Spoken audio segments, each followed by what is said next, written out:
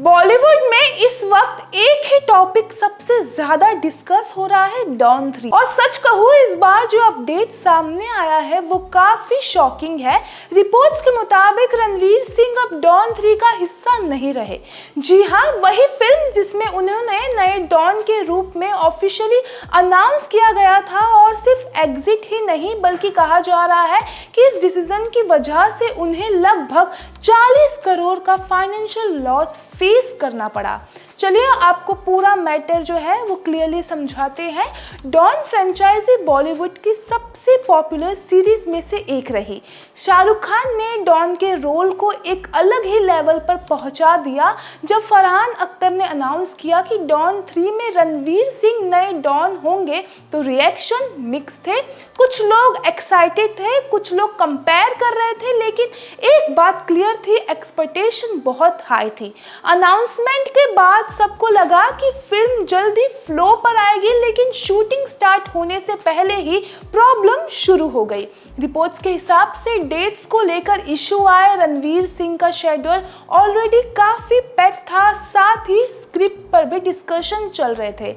Don जैसे film के लिए लॉन्ग कमिटमेंट चाहिए होती है, टाइम भी और फोकस भी, लेकिन डिलेज होते गए और प्रोजेक्ट आगे बढ़ने से पहले स्ट्रगल में आ गया। अब यहाँ से सिचुएशन थोड़ी सीरियस हो गई। इंडस्ट्री सोर्स के मुताबिक रणवीर सिंह ने फिल्म के लिए एडवांस अमाउंट साइन किया था। जब किसी एक्टर के साथ कॉन्ट्रैक्ट साइन होता है तो उसमें क्लियरली क्लॉजेस होते हैं। अगर प्रोजेक्ट डिले हो या एक्टर एग्जिट करे तो फाइनेंशियल कंडीशन अप्लाई होती है।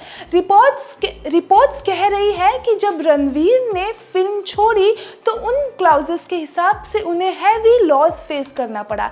ये अमाउंट लगभग 40 करोड़ बताया जा रहा है। ये पैसा सिर्फ एक सिंपल पेनल्टी नहीं है, इसमें डेट ब्लॉकिंग, प्रोडक्शन प्लानिंग और प्रोजेक्ट डिले का कॉस्ट भी इंक्लूड है।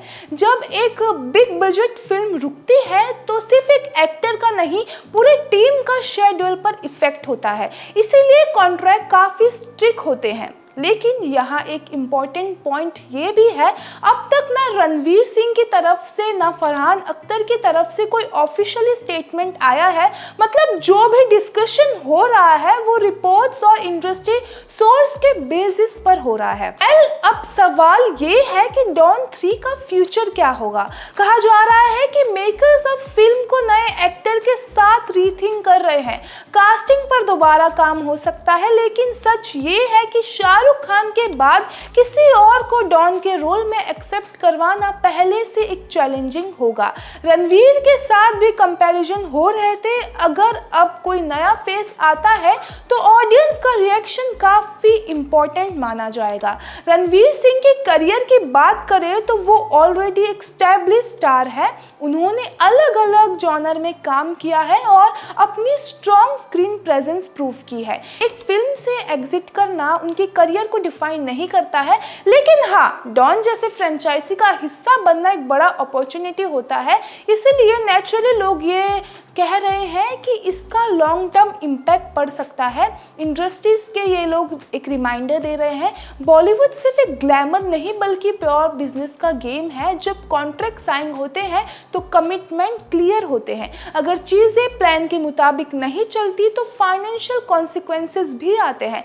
फिलहाल सबकी नजर बस एक ही बात पर टिकी, क्या डॉन 3 नए एक्टर के साथ कमबैक करेगी या फिर ये प्रोजेक्ट और ज्यादा डिले होगा। आप क्या सोचते हो, क्या रणवीर सिंह को डॉन के रूप में देखना एक सही डिसीजन होता या फिर आप किसी और एक्टर को इस आइकॉनिक रोल में देखना चाहोगे? आपकी जो राय है हमें कमेंट सेक्शन में जरूर बताइए और ऐसे ही बॉलीवुड न्यूज़ के लिए हमारे साथ जुड़े रहिए बॉलीवुड स्टेशन पर।